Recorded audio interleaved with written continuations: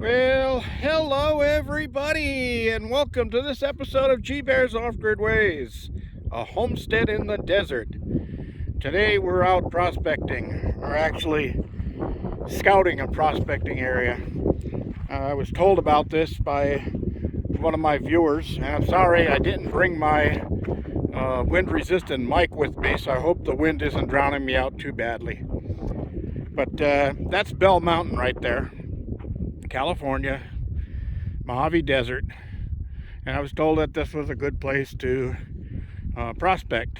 Well, I don't really see that much interest in it.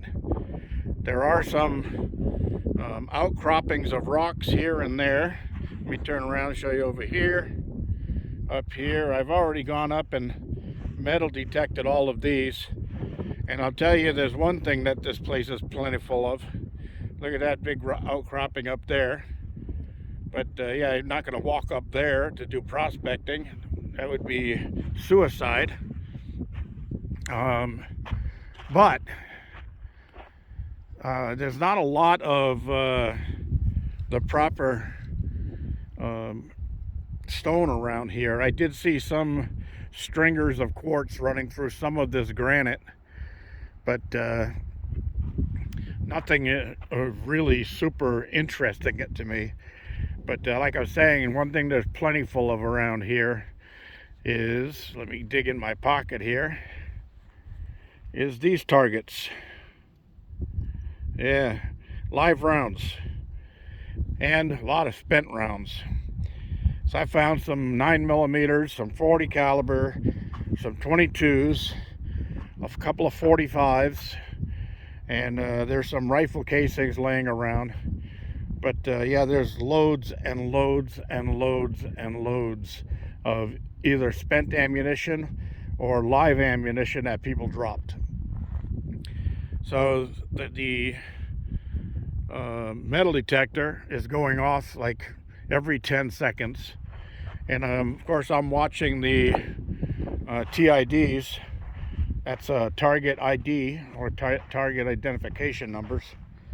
And I'm not digging those that are not worth digging. Let me show you what I got here. I'm going to turn this on. This is the Nokta Macro Simplex Plus, and I really do like this this system. Okay, so I'm on. So I'm going to use the menu button, go over to, that's the ground balance.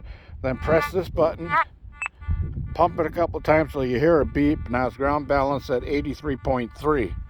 Okay, then you hit the button right above the on-off button, and that'll send you back into metal detecting. And right now I've got almost the sensitivity up almost all the way, and I'm in all metal mode. Okay, now I could change that to field mode and all of that, but all metal mode gives me the most depth, which I really don't need around here. This is real sandy soil, so I'm not going to be looking for gold in this sandy soil unless I can dig down to bedrock. But anyway, let me do a little, hey. Okay, so you can see that's ringing in at around a 60, 70, 90, all over the place. Well, if you look right down here, there's a stack of 22 caliber cases. Okay, it's like every 2 seconds.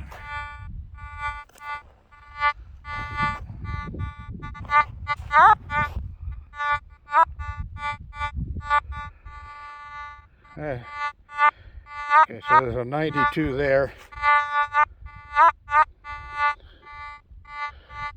It's up and down from 92. It's all basically bullet junk and scrap here. People trash the heck out of this desert. So anyway, I decided to give up metal detecting around here because there's a couple of campsites, one there, a fire pit across the street there, and another one over there that somebody buried over with some dirt. But as I'm going through this whole area, it's like there we go.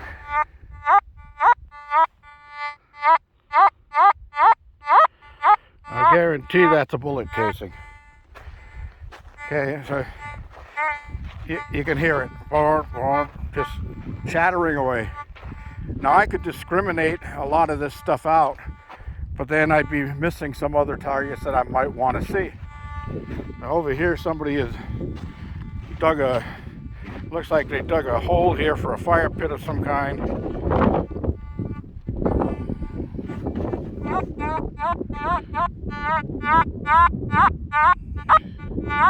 I can see it, it's a 22 caliber casing.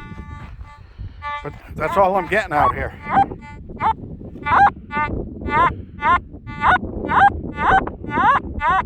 Four to 92. Now that could be just about anything.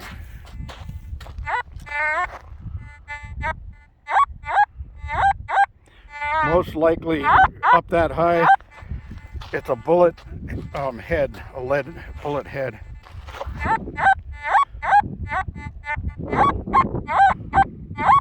Yeah, it looks like that's what it is, right there. See it? Dead center. That's looks like about a 38 caliber. But that's all I'm getting out here. So this is kind of a waste of time here. If I was to dig every target, I would only cover 100 square feet and come up with a lot of old spent ammunition that's not worth anything except for scrap metal. And I can't spend my whole day cleaning this desert because that's not profitable.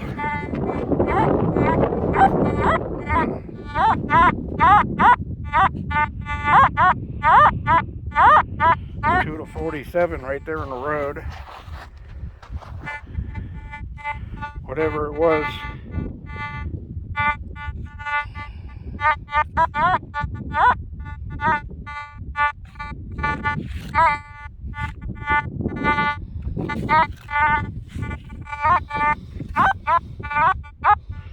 Oh, there it is. It's a 22 caliber bullet head. Like I said, waste of time out here. So I'm going to shut this off and put it back in the van. And then I'll show you a little bit of the scenery around here, as long as the wind doesn't blow up. Now there's a lot of mountains around here that have rocky outcroppings. And I mean, it'd be a fun place to come dirt bike ride and stuff like that. And I've seen probably 18 or 20 dirt bike riders go by already. So there's that problem too. There's a car parked up there. I don't know if it's abandoned or what, but it could be just somebody that's dirt bike riding out here, and that's where they parked. All right, so down the road a little ways, I ran into a load of automotive stuff that somebody had trashed, and I'll show you what I found in that pile. And I scarfed up and put in my van. Here's what I found. A nice bucket seat. And it's gray. Not the same color gray as my seats, but close enough. I'll take this. It's not torn or anything. So I'll clean it up with some upholstery cleaner. And then I'll put some threaded rivets right in the floor of the van. I'll drill them and pop rivet them in, so I can just bolt this thing down whenever I need to carry a third passenger in here, because I am still planning on taking all these cabinets out of here. I don't really need them. I got another metal detector up there, and I got another one laying down there, and I got all my gold pans in here, and my key machine and my rekeying kit. I don't need to carry that stuff with me 24/7, so all that stuff's got to come out of here. And I'm going to set this up so that I can put a probably even a queen size, but I'll just get a double size inflatable air mattress, one of those 18-inch thick ones I can put in the back here. So if I go out and do a prospecting run, hauling my trailer with my ATV and my ore cart on it, I can do an overnight camp out right here in the van. And that might be an idea. Now, on the other side of this seat, you can't really see it, but right down there, there's a heater blower motor. 12-volt heater blower motor from that same car. So I grabbed a hold of that too. Now, what's nice about this seat is it will slide forward and back. It's got a lever under the front to do that. And it's got a lever here to tilt the back. And it's got half of the, what do you call that, seatbelt clasp on there. So I can put a seatbelt up on that rib up there that comes down and clamps into there. And that'll probably be a plan down the road. I don't really need a third seat in here right now, but it's not really that heavy, so it's fairly easy to take in and out. Now, this has a tag on it here that says that there's an airbag inside of this thing, and I saw the electronic connection at the bottom. So I'm going to have to keep my eye on that and see where the CO2 charge canister is for the thing, and see if I can disable that so that this thing doesn't blow and pop on somebody when they're trying to get in or out of the van. Just in case. If anybody knows anything about those things, let me know. Because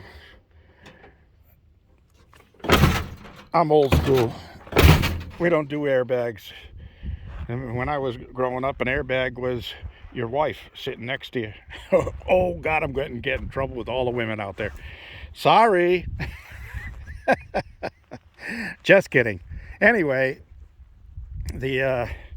that's all there is to it. It's a pretty nice day, probably around 60 degrees, but the winds are starting to pick up now. So I'm going to mosey on down the road and see if I see anything else I want to stop at.